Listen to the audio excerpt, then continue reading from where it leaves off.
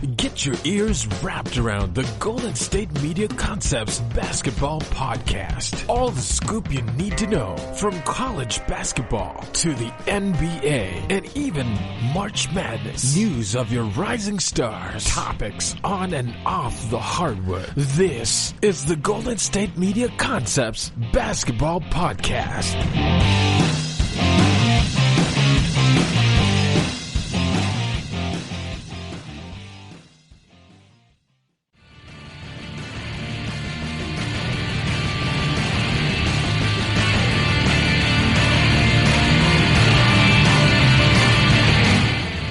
Welcome into the GSMC Basketball Podcast here on the GSMC Podcast Network.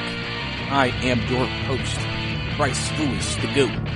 And today we obviously come back with some more NBA and college basketball conversation today. We have a good show for you today. We're going to talk about, obviously, the Cavs and Jim Bellen resigning from the head coaching position and being placed into another spot into the organization. We're also going to talk about some news and notes around the league, potential movings, potential could-have, would-have trades, all those types of things, really. Just maybe some things about future free agency, who's going to be available, who got bought out, trading. And then, obviously, since the NBA is coming back this weekend from the All-Star break, I'll give my predictions later in the show on some of the big primetime games that are coming up this weekend and why I think coming back from the All-Star break, why these teams could be successful. So, you know how that goes. But, so we're going to get into some talk. I talked about it in my last podcast, about the Cavaliers situation as it's been official now. Jim Bellen has resigned as the head coach of the Cleveland Cavaliers and will be placed to another part in the NBA. So obviously I kind of went in on him a little bit last show because I just feel like it shows the deficiencies of this organization, with how they've struggled to make things work, how the decision making they've made has always made such a bad decision, I guess, in terms of coaching, players, and everything like that. Because here's the thing. Cleveland's in a city that's not very desirable, so a lot of star players don't want to go there. That's why they were gifted and lucky that they were able to get LeBron James, one of the greatest players to ever play this game, there. He completely single-handedly upped the entire financial and economic system of Cleveland and Ohio in general. He also made them a competitive team and brought them a championship. Before LeBron, Cleveland was irrelevant. After LeBron, for those couple of years in Miami, they were relevant. And now they are irrelevant again. So, it's one of those things that happen. I think it just shows the organization struggles without having that superstar. That's why usually with teams like Cleveland, they have to draft a star there and just have to hope that if he becomes a superstar, he's going to want to stay there. Because obviously nobody's ever sitting here saying, oh, I want to go to Cleveland, unless it's one of those stories of it worked conveniently in their situation because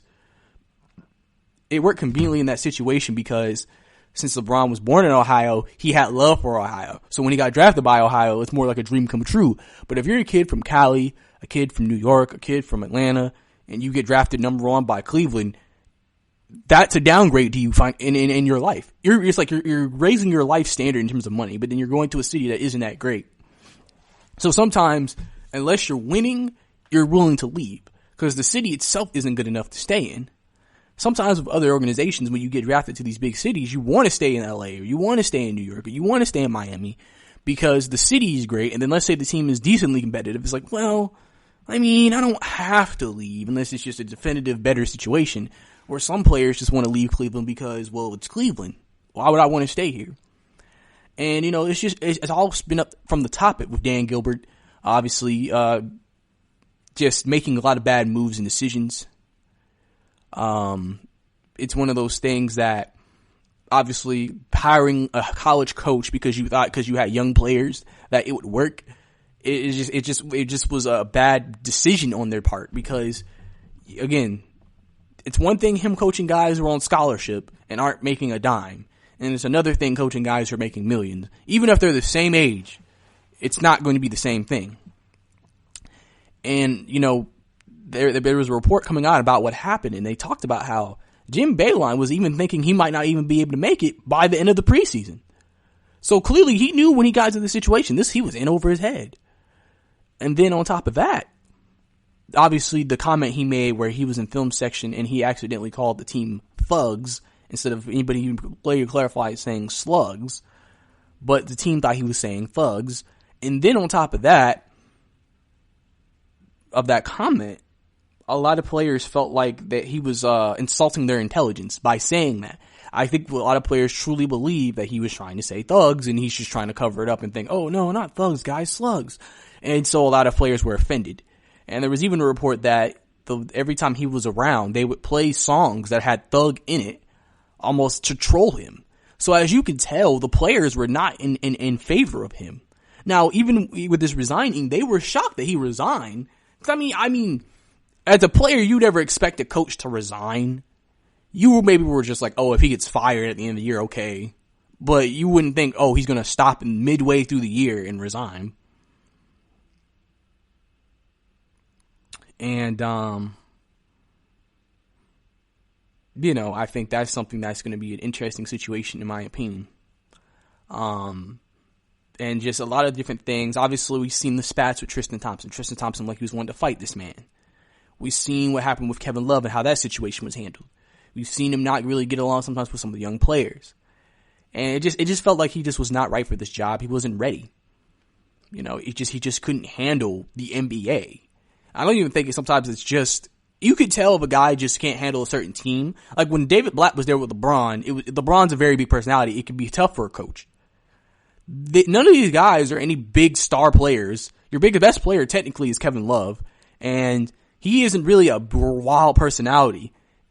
It's just with Beeline, he couldn't handle the NBA. He couldn't handle the grind. He couldn't handle what he had to do. He couldn't handle what the NBA demanded of him as a coach and the command and control he needed of a locker room. He just couldn't handle all of that. And so, with that being known, it just kind of made things worse for him. It really did. It made things worse for him. And I think this is why I think this decision was made. I think everybody knew that this isn't going anywhere. You might as well just cut our losses now. Maybe start looking at a head coach in the future right now and just try to do whatever. Because, really, with the young team and talent that Cleveland has, I'm sure one of their main goals is just to develop the talent they have on their roster and get them back into shape so where they can be very effective long term. I think that's really all you can do sometimes at this point. And, as Cleveland, they got to figure it out because they have been irrelevant when LeBron leaves, and they're still relevant, and they're going to be relevant for years to come. And I'm sure Cleveland fans do not want a team they cannot support because obviously Cleveland has showed if you give them a good product, they will come and support you. But the problem is that they make it hard. It's funny because remember, even when LeBron was there for those couple of years out to Miami, they were supporting Cleveland, selling out crowds and stuff, even without him there. Because they did it just, out of spite, but yeah, they'll support you. It's just you got to give them something or reason to support. And now Cleveland's about to go get another head coach. I want to say it's their fourth head coach in 4 years because it was Blatt, then Lou. It was Blatt, then Lou. No, it's not their fourth head coach in 4 years. It was Blatt. It's their fourth head coach, I believe, in 5 years because it was Blatt, then Lou for a year and a half. Then I believe it was, I forgot who their last coach was before this, and then Beeline. So they've been failing or missing a lot of these selections. So, but then also lastly, Kyrie Irving, surprisingly, in some people's eyes, was voted new vice president of the NBA Players Association. Obviously, listen, a lot of people think his leadership isn't that great. So some people think, for the most part, how could I put it? It was surprised a lot of people because they didn't look at him as a leader. And, but Kyrie seems like he's a smart guy though. It's weird. Kyrie seems like a smart guy. He just maybe doesn't know how to lead in the way you would want him to lead, but he knows like what he's very knowledgeable. So in this role, in terms of leading, he's not leading a team, he's leading a group of men into business, into support players. Obviously, Kyrie's been a big advocator of player health, mental health, and everything. So, I mean, for me, I feel like this is a pretty good decision if you think about it from that end. I think he could be able to do this. I just think maybe in a team role, he hasn't been the best, but you don't ever know what's going to happen in the future. So, good crash, Kyrie Irving. But next segment, we're going to talk about Kyrie Irving again. He re-injured his shoulder and may have to get surgery. Pistons buyout Reggie Jackson, and he goes to the LA Clippers. And Bradley Beal isn't expected to be available this offseason. All that and more right here on the podcast.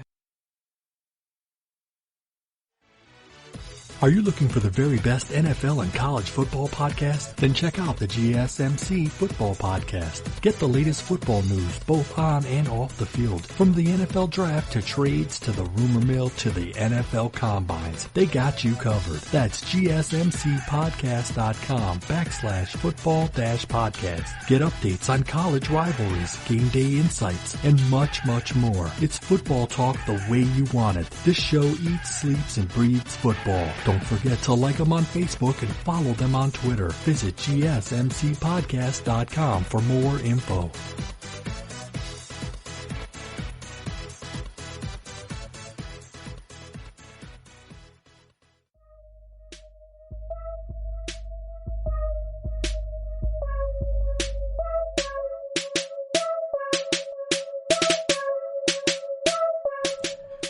Welcome back to the GSMC Basketball Podcast. Last step, we talked about the Cleveland situation, how just basically Cleveland just has made a lot of bad decisions as an organization, and they got to do better. They got to do better. Dan Gilbert has to do better. The entire organization has to do better.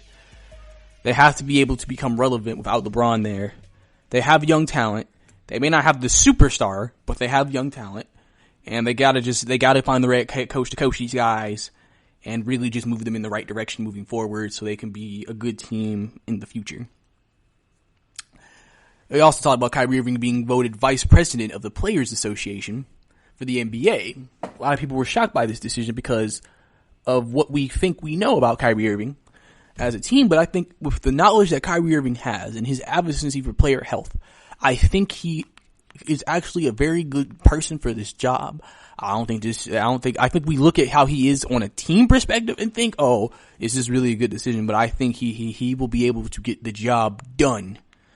And he'll be able to get them where they want to go and continuing obviously in the path of a top VP official, potentially a president long term if he does a good job.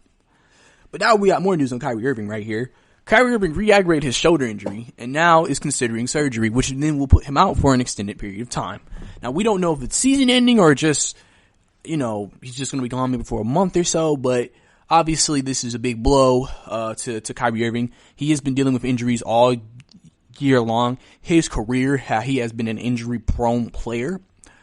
So, obviously, people look at the situation and think, dang, Kyrie always gets hurt. And honestly, I wouldn't be surprised if sometime over the summer when you hear a story that Kevin Durant might be a little nervous. Because Kyrie, if Kyrie and Kevin Durant are healthy, we feel like Brooklyn could be a championship team. But the issue is that Kyrie Irving it's hard for him to be healthy through a whole year. And so it makes you wonder, can he even make it to the playoffs? And so it makes you very much concerned if maybe you're Kevin Durant, are you going to have your guy? If Brooklyn could get another star in there, then maybe, because then you can maybe offset it a little bit, but we'll have to see. But yeah, so we'll have to see what Brooklyn decides to do. Obviously, they have young talent like Spencer Dinwiddie and LeVert, guards that can play well with Kyrie. I mean, you look at this team, you feel like they have a good supporting cast. They have a second star. You got Kevin Durant when he comes back. You got guys, and then you could maybe make a couple adjustments this offseason with a couple of moves. Team could be set up for that championship run. Because really this year was supposed to be more of a let's see how far we can get without Kevin Durant to see where that places us in the Eastern Conference. And then we'll see what happens with Kevin Durant. Right now, you're not even in the playoffs. So that's a little bit concerning because it makes you wonder, well, are you going to be able to get into the playoffs? But the thing about it is, too, you don't have Kyrie a lot of these games. Even though his record in these games is losing record, you didn't have Kyrie in a lot of these games, so you don't really know how good you really are without Kyrie Irving. So these are questions that obviously I'm sure the New York Nets brass or the Brooklyn Nets brass will decide to investigate, figure out, and see what could potentially happen. And we'll just have to find out what they come up with over the offseason and how they end this season especially. So, and don't be surprised if maybe some of these younger players like a Spencer Dinwiddie or a Chris LeVert is potentially available in some type of trade over the offseason in response to maybe some of these injuries that have occurred here, within the Brooklyn Nets organization. Also, the Clippers picked up Reggie Jackson as he was bought out from the Detroit Pistons. So now the Clippers have one of the most fiercest starting and benches coming into the league. This makes you feel like the Clippers are a very complete team, a very deep team. They can go 10 deep in the playoffs and trust their 10 guys. That can help maybe not put too many minutes on Kawhi or Paul George and keep you competitive and in games. It's a very interesting situation, I think. Reggie Jackson obviously going to the Clippers helps give them another ball handler. Obviously, the only true point guard they had on the roster was Patrick Beverley. And Patrick Beverley sometimes gets hurt. So it gives you a guy, Reggie Jackson, he's been a starter in this league for years. He can play. He can sometimes give you a big scoring night. He's a guy who's a veteran. He knows he's been in the game long enough to know to make him right from wrong. And he's went from a losing culture in Detroit to now to a winning culture.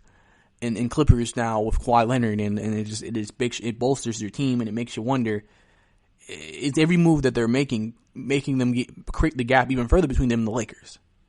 Some people may still feel like at the end of the day, these additions won't make a difference, because at the end of the day, when it gets down to that Western Conference Finals, it's going to be about Kawhi, Paul George, LeBron, and Anthony Davis, and whoever has the best series will win the series.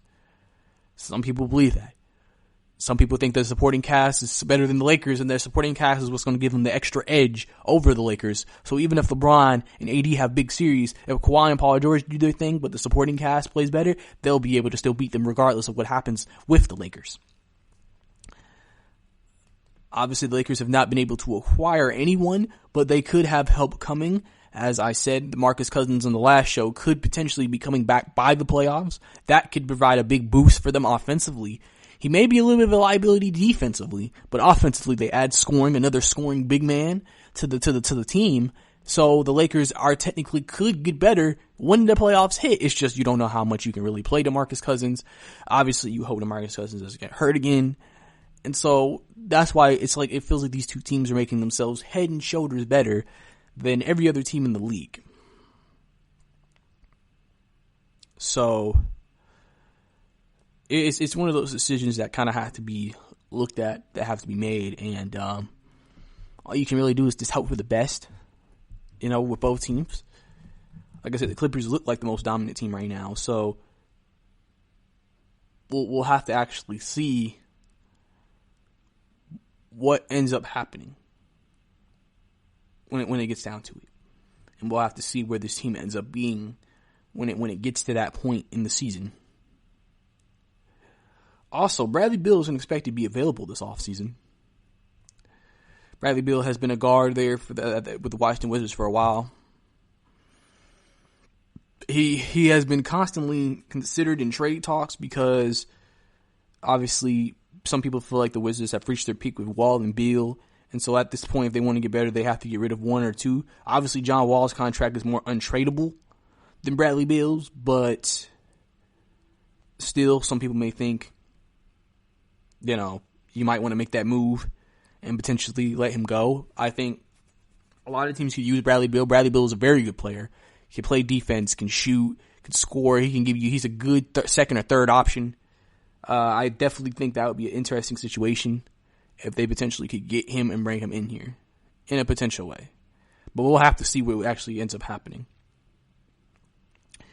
And lastly, the Knicks have interest in Tom Thibodeau, former Chicago head coach and Minnesota head coach, to be their new head coach next season. Tom Thibodeau is known as a guy who's very hard on his players. tough on his players. He demands 100% at all times. He will just keep getting into you till you give him maximum effort. That's why they said in Chicago, he sometimes ran players into the ground because of that. Also, in Minnesota, well, we already knew maybe he couldn't get the max out of Andrew Wiggins and he couldn't get the max out of Karl Anthony Towns. And now the Knicks, I mean, I understand from a personality, you need a guy who can kind of control a locker room and just like, this is what we need to do and this is how successful we need to be. But at the same time, it can also be a difficult thing to do because it's just the structure of the New York Knicks. Is he going to be able to get what he needs to be successful in his third head coaching tender at that point? That's going to be the key to the situation. So if the Knicks do decide to get Tom Thibodeau, I think it'll be an interesting decision. I have obviously reported before that from sources and from the NBA that the Knicks have considered keeping Mike Miller, their current interim head coach, and potentially making him a full-time head coach. So we have to kind of see what ends up happening and what decisions are actually end up being made when it gets down to it. But coming up next, there are reports that Giannis is expected to re-sign with the Bucks. Joel Embiid is likely to be moved before Ben Simmons if a trade happens. And Andre Drummond said the Cavs situation was worse than the Pistons. All that and more right here on the podcast. Check out the show that's built on the MMA. From the UFC to extreme cage fighting, they got the fights covered. Check out the GSMC MMA podcast. Get the latest news on past or upcoming fights. Join us as we talk to and about some of the biggest names in the MMA, past, present, and future. When it's the fight game, there's just one show to check out. GSMCpodcast.com/MMA-podcast. Don't forget to like them on Facebook and follow them on Twitter. Visit GSMCpodcast.com for more info.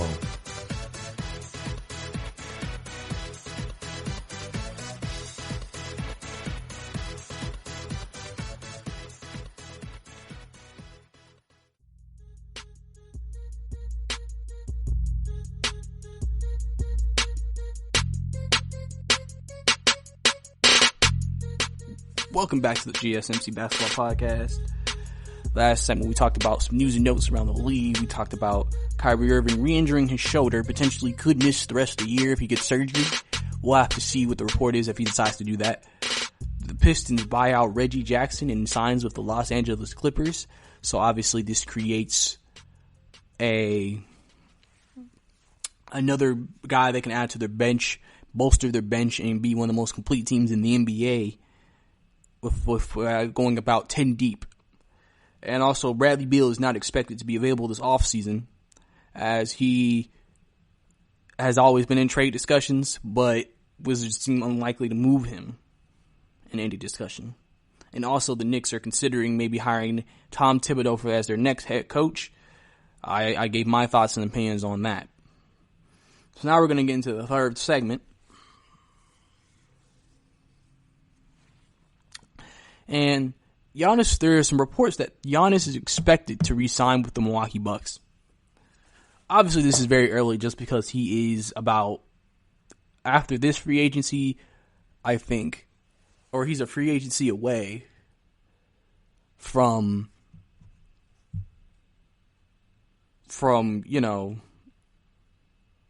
going into his big free agent decision. Obviously, people wonder if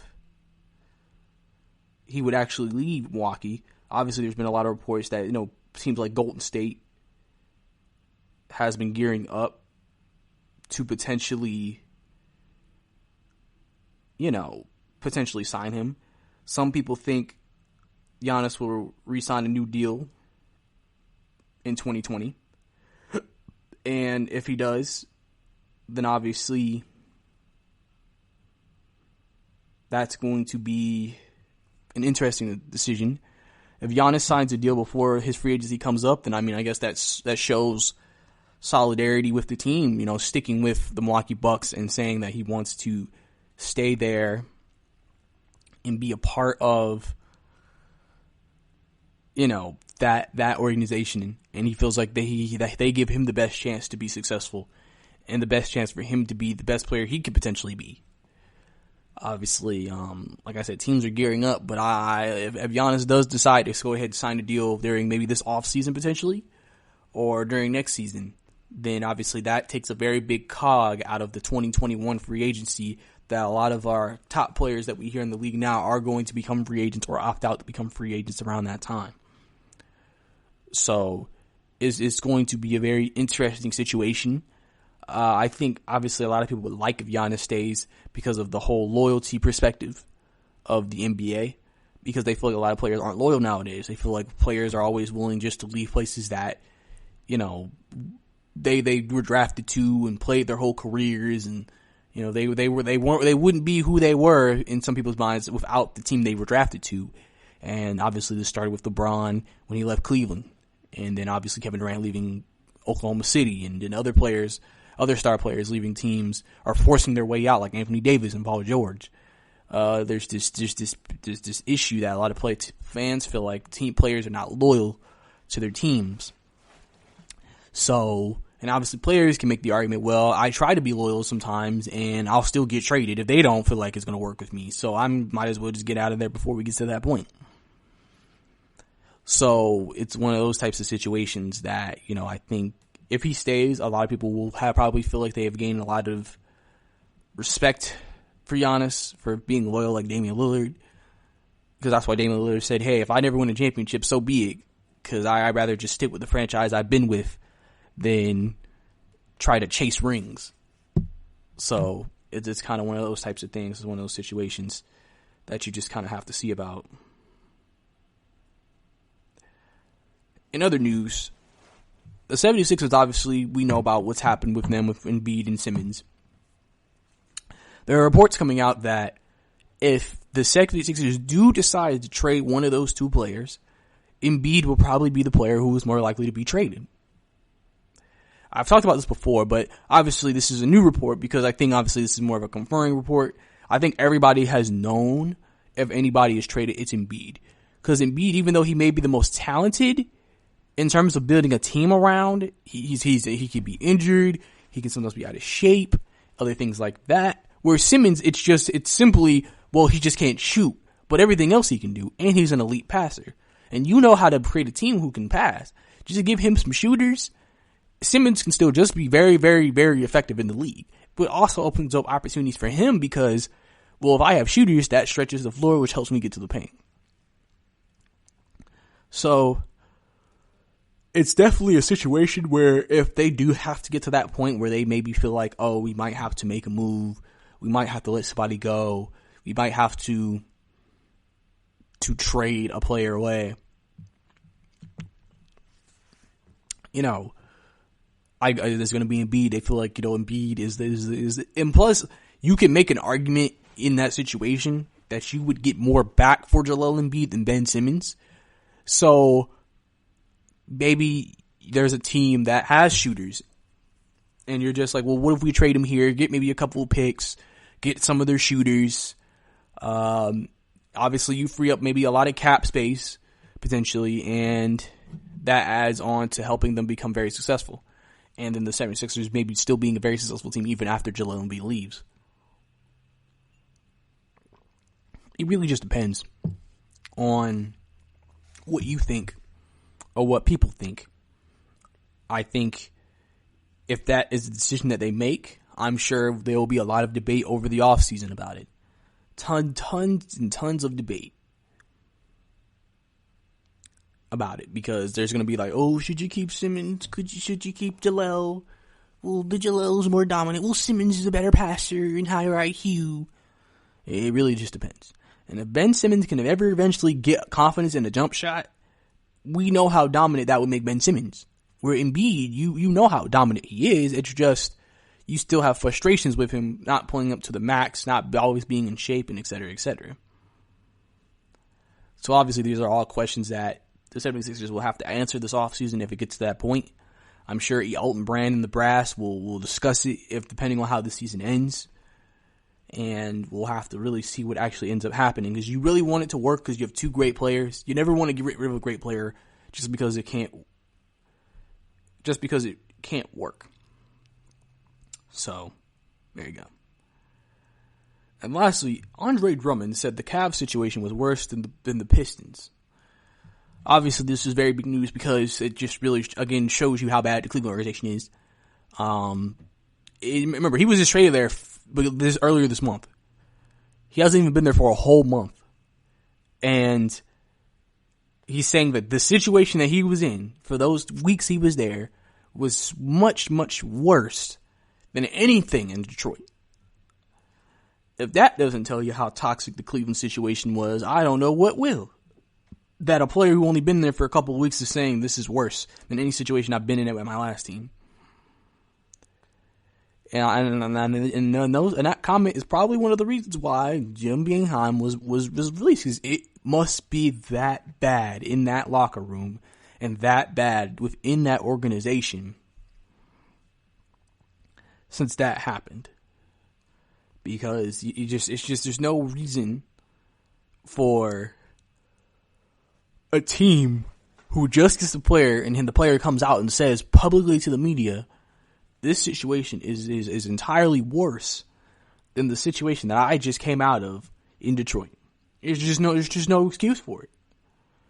Cleveland has to shore that system up. They have to shore the team up. They have to, fix these issues that are here and presented. You do not want this lingering around your organization. You don't want the perception is if you go to Cleveland, you're going to be in a bad situation from the get-go in a toxic locker room, a toxic organization. At least with teams like Cleveland, you want to at least have a good organization. Because remember, you're not that enticing to go to anyway. But having a good organization, a good structure can help you in that situation. Right now, you're not very enticing to go to and you have bad structure. That's a double whammy that's keeping you from being able to do anything. So hopefully they end up maybe potentially fixing that situation. But next segment, we're going to get some more news and notes. The Blazers actually offered to trade for Kevin Love at the trade deadline. Golden State is expected to trade for a 4th star if they land the number 1 overall draft pick this offseason. And Houston signs Amari Carroll and Jeff Green after buyouts. What does this mean for the Houston Rockets going forward? All that and more right here on the podcast.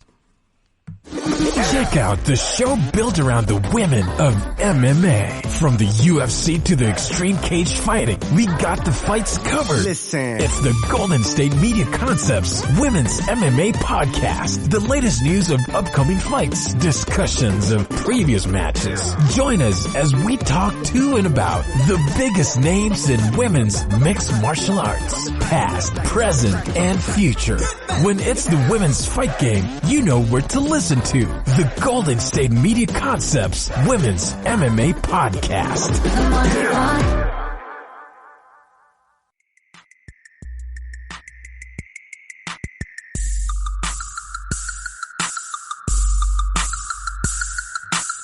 Welcome back to the GSMC Basketball Podcast. Last segment, we talked about some more news and notes around the league. Giannis is expected maybe this offseason or during next season to re-sign with the Milwaukee Bucks and stay in Milwaukee and continue his career there for another 4 or 5 years. Joel Embiid is most likely out of the two, Ben Simmons and Joel, to be traded potentially to another team. And Andre Drummond said the Cavaliers situation was much, much worse than the position he was ever in with the Detroit Pistons. Obviously, again, highlighting the dysfunction and drama with the organization.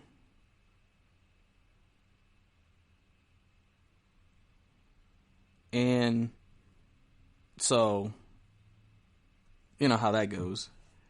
But, so now we're going to get into some more news and notes around the league.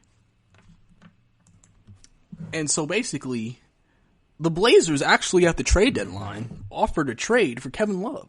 They offered a Whiteside and Kent Bazemore and a pick for Kevin Love. Obviously, if you know how this saga has gone in Cleveland with Kevin Love, it hasn't been the best. Obviously, they haven't always been on the best terms. Obviously, part of the whole Cleveland drama all year. And so there was talks about Kevin Love wanting to be traded. And Cleveland may have had interest in letting him go also. So obviously we knew at the time Kevin Love's preferred destination was Portland since he's from Portland. And Portland didn't make a pretty decent trade. They gave him Whiteside, which is not a bad player. And they gave Bazemore a pick. But I guess Cleveland wanted more, I guess. I mean, I feel like it's always weird with these teams when you have a player who wants to leave, but then they're like, I don't want to trade you. Because it's just like, if you don't try to trade them, it's just like you're making them more unhappy. They might not start playing as hard and stuff like that. And just things like that within the organization. Two, that I think I honestly think if I was Cleveland, I make the trade. I mean, you don't have to keep Whiteside longer than you have to. You ain't doing anything this season anyway. You might as well just get these guys, get a pick in it so it helps out for the assets. And you just go from there, and then that way Kevin Love can be happy, and then you're not dealing with that Kevin Love is this happiness around the locker room. Because the problem is with Cleveland having a lot of young players, you have young players who look to the veterans, and if the veterans are unhappy with the place or the situation, it rubs off on the young players, and they're gonna feel like, well, if they hate it, I hate it too, and then you're gonna have your whole team turn against you and not want to even play for you guys anymore. Which is one of the reasons why the Cleveland franchise has always been very dysfunctional.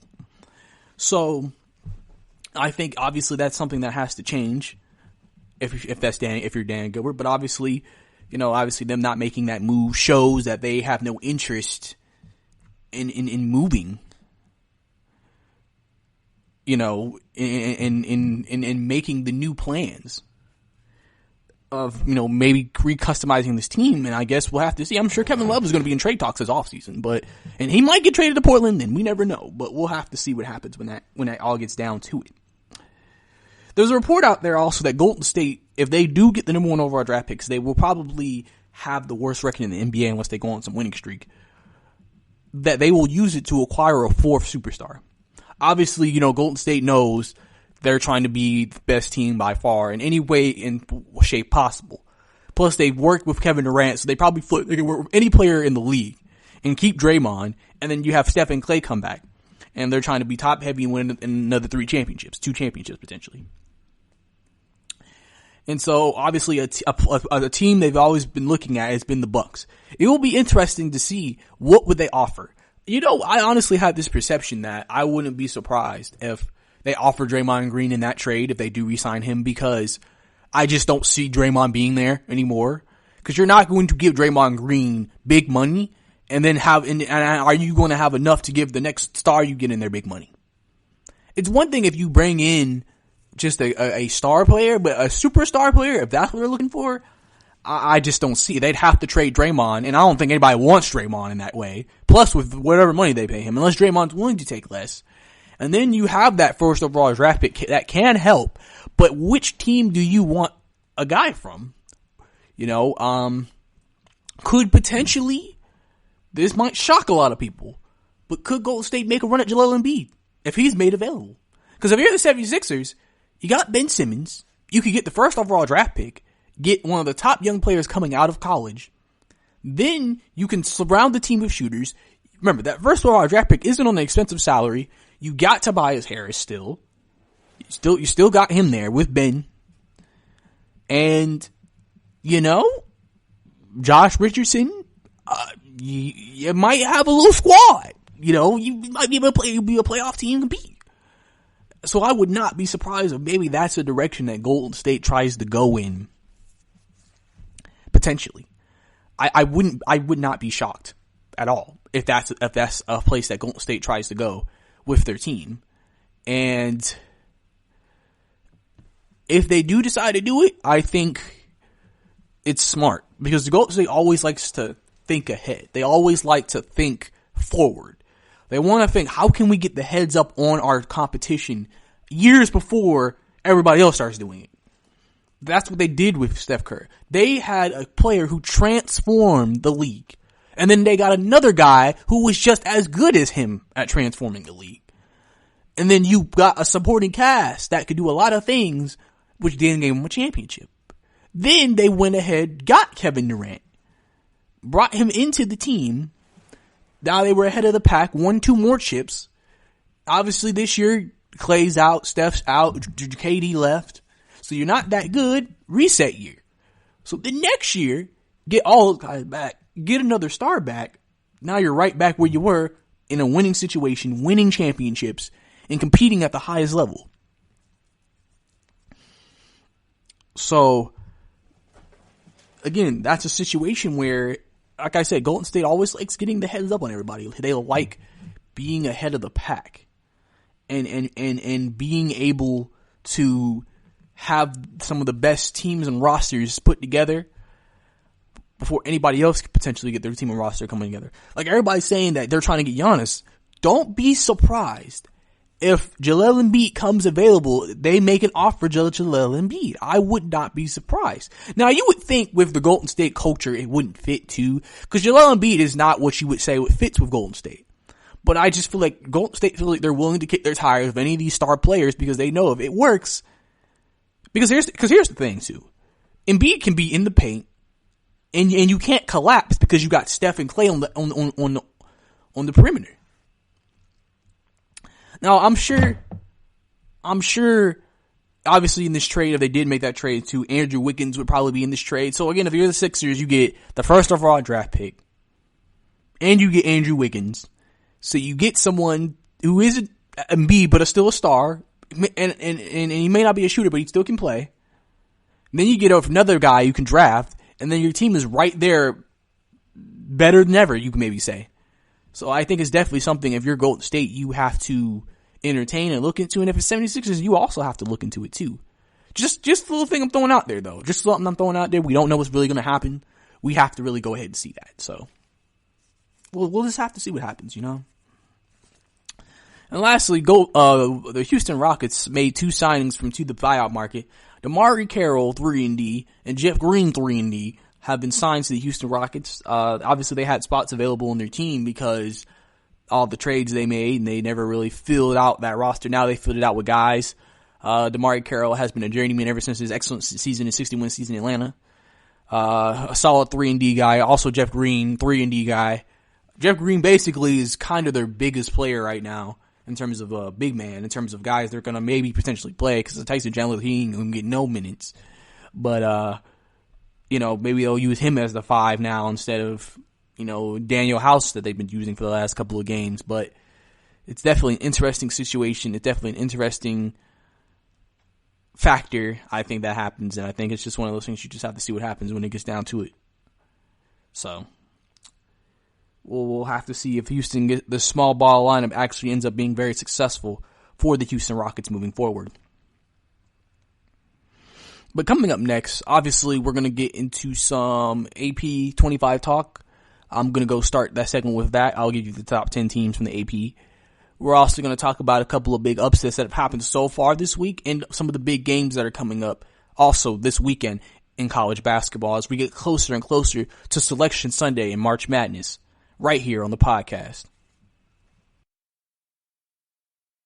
Tired of searching the vast jungle of podcasts? Now listen close and hear this out.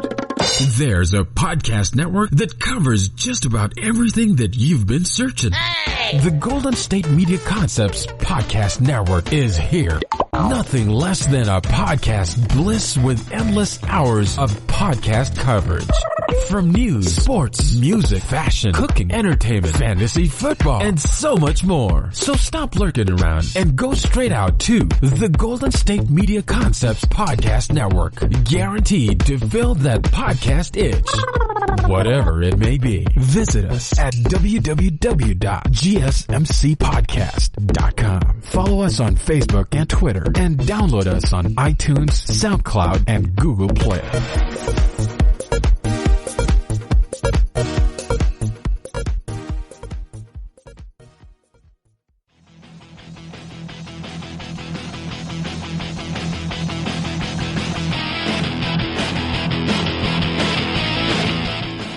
Welcome back to the GSMC Basketball Podcast.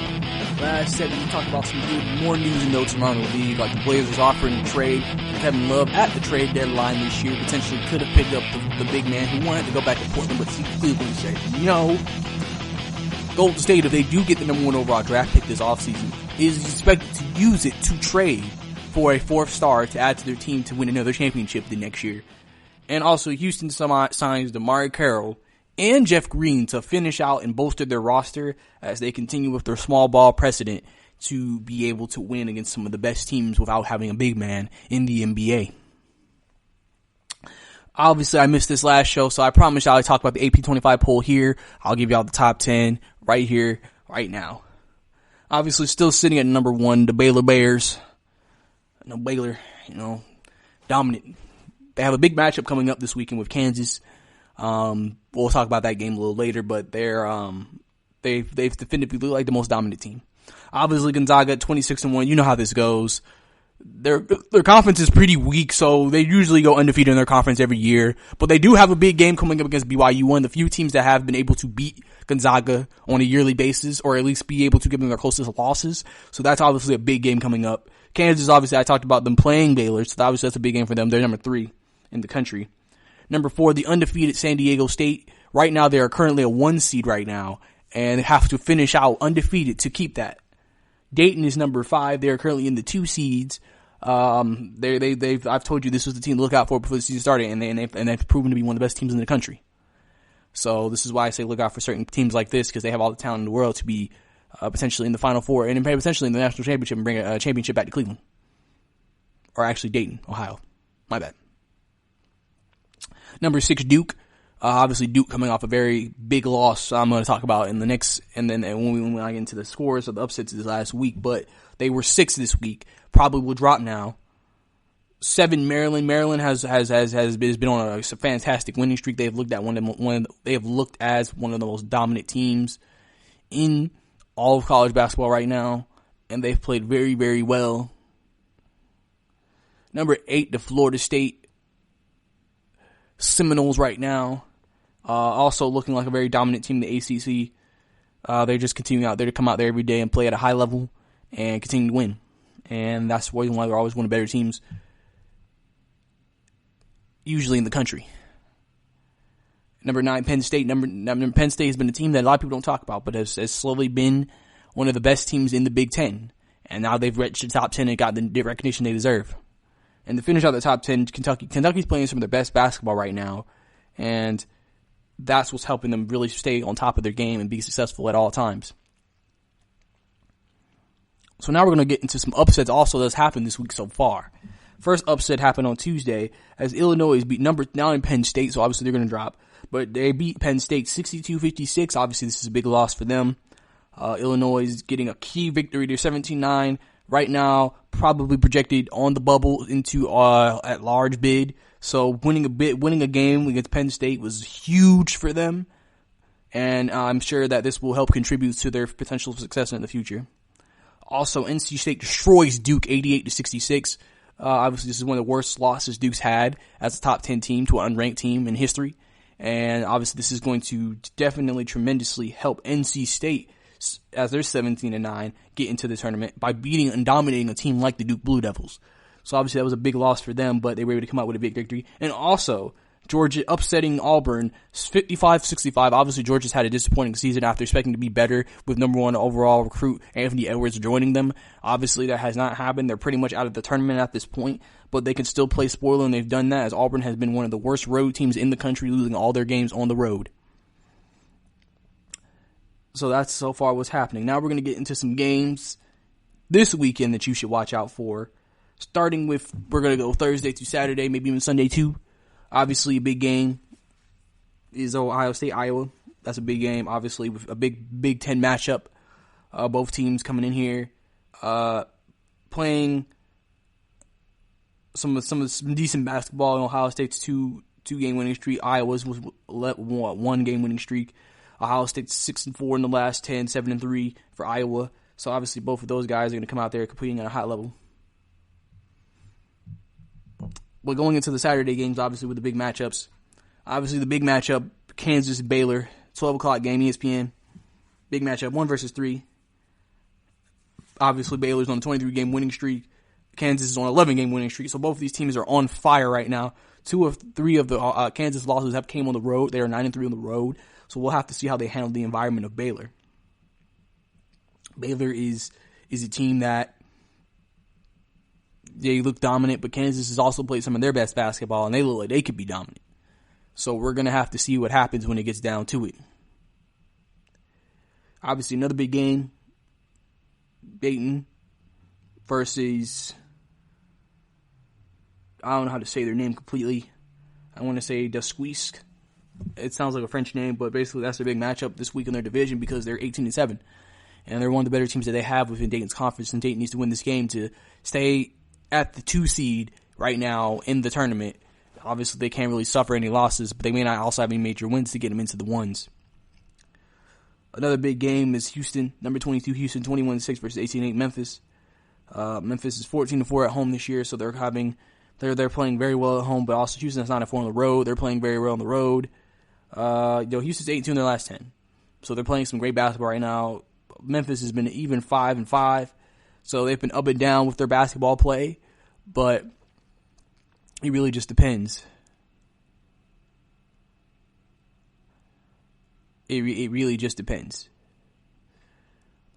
Obviously, another big matchup, Villanova versus Xavier. Xavier's still fighting for a tournament spot, going against one of the best teams in their conference, Nova, at 20-6. Nova's on a 3-game winning streak right now, 7-3 in their last 10. Playing some of their best games, and it really is just going to come down to could Xavier just going to get enough offense in this game. Right now they're 181st in the country, and Villanova's number 6. So if they can score more than Villanova, I think they'll have a chance to win this game and potentially still break into the tournament with another quality victory that they potentially are looking for out here. Obviously, another big game, Florida State versus NC State. Obviously, NC State coming off the beatdown of Duke, feeling themselves a lot of momentum right now at home, going against Florida State, coming into their house. They think maybe we can get another upset. We can beat this team, and if we do, that's 2 top 10 victories they've gotten in 1 week, which will now create them probably going to be a pretty good seed. And obviously, NC State is a team that if you're in a bracket and you create brackets, they could be a bracket buster because they've shown they can beat the best of the best in the entire college basketball land. So you cannot sleep on the NC State Wolfpack. Another big game, Kentucky and Florida. Kentucky obviously coming into this game 21-5, going against the 7-9 Florida Gators. Florida's won 6-3 in a row. Kentucky's won 5 in a row, 6-4 in the last 10 for Florida, 9-1 in the last 10 for Kentucky. And so that really adds a lot to it. That contributes to Kentucky's stretch these past season, really playing at a high level. Playing at an extremely high level. And, I think Kentucky right now looks like one of the best teams in the country with the way they've been playing recently. And if they continue this going forward, they're going to be definitely a dangerous team in the tournament. Obviously, SMU goes against UNLV. Big game just because this is just a decision. If they can finish the undefeated streak, if they can continue to be one of the best in the country, and can they hold on to that number 1 spot? Obviously, Duke plays Virginia Tech. This is a bounce-back game for the Duke Blue Devils after that destruction that they suffered, and obviously they're trying to bounce back after a performance that's not Duke-like. So, we'll have to see what happens there. But obviously, the last 2 big games, Oregon and Arizona, that's a big game. Ranked matchup, 14 versus 24. Both teams on a 2-game winning streak. Both 7-3 in the last 10. They both had the same kind of season.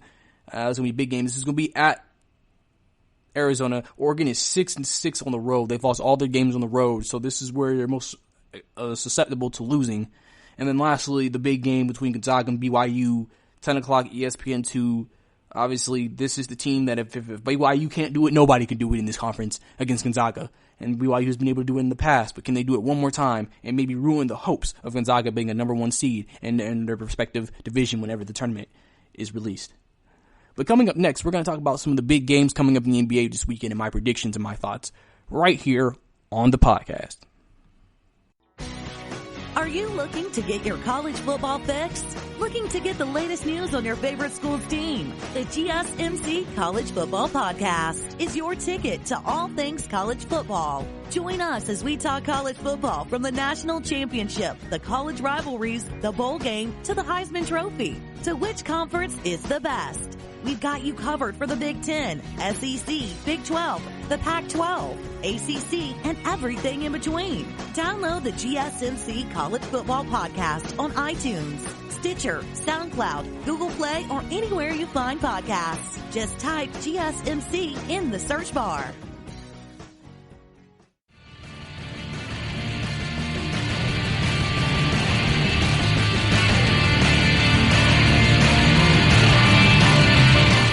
Welcome back to the GSMC Basketball Podcast.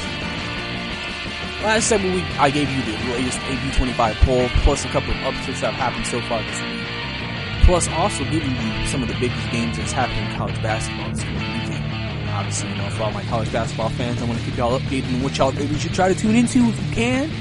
And watch if you love the college game as much as a lot of people do, as we are making that push to March Madness, one of the most exciting times of the year in all of basketball, pro or professional or college. Obviously, the brackets are about to be filled out and everything like that. Obviously, that's the most exciting time. It's a really exciting adventure, bro. A really exciting time. In my personal opinion, it's a very exciting time. But we have NBA back now after the All-Star break. We have games tonight. I'm going to talk about some of the biggest games from the day and the weekend and my predictions and my thoughts on these games. So we'll just talk about some games and we'll see what happens. But obviously, big game tonight on TNT. We have the Nets going against the Sixers. Obviously, we expect the Sixers to win this game, but obviously the Nets without Kyrie Irving, who they're going to be out without a while. Obviously, this is a game after that amazing game that the 76ers had last game against the Clippers. Can they duplicate or reduplicate what they did that game in this game against the Brooklyn Nets? Obviously, if you remember last year, they faced in the playoffs in it was a 5-game series, but I would say, especially for the first 3 games or the first 4, probably one of the more entertaining playoff series in the first round, especially in the Eastern Conference. So they're matching it out tonight. Obviously, the Grizzlies playing the Kings tonight. This is big because obviously the Grizzlies are now making that last push to hang on to the 8th seed in the Western Conference. They might have some help with Damian Lillard being out for a few more games with a groin, so Portland may not be winning games anytime soon. The only team that a lot of people are really worried about is the New Orleans Pelicans with Zion. So that's going to be the team. And obviously the Kings are still technically in it, so they kind of need this game, even though the more and more they lose, the further they get out of it.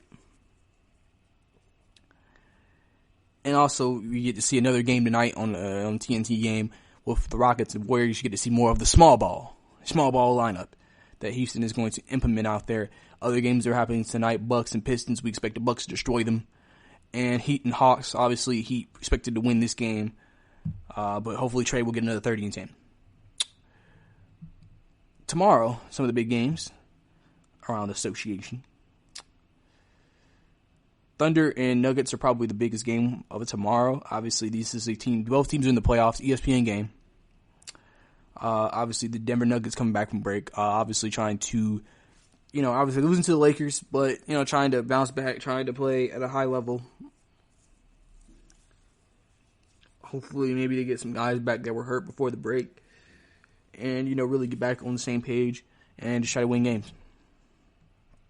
So, I think that's going to be one of the most important thing that we'll see from that game. I think the Nuggets are going to pull out the victory, but Oklahoma City, like I said, has been a very impressive story. Chris Paul has really re-established himself as one of the better point guards in the game, and they have a lot of young talent for the future. And obviously, the same thing with Denver. They have a lot of good players. They have all the expectation in the world to be good for the next few years to come, and I expect nothing less but for them to be good for the next few years to come. Obviously, Lakers play again against the Memphis Grizzlies. Another big game. Clearly, Lakers trying to hang on to that number 1 seed, maybe create some space potentially if the Thunder were able to beat the Nuggets. And Grizzlies, again, are still fighting to keep their 8th spot. They have the hardest record to end the season. So they're going to be playing Laker caliber teams. And this is going to grow up John Morant and Dylan Brooks and all of them quickly. Because they're going to be playing some of the best teams. And they have to sit out here and play at a high level if they want to be able to pull it off.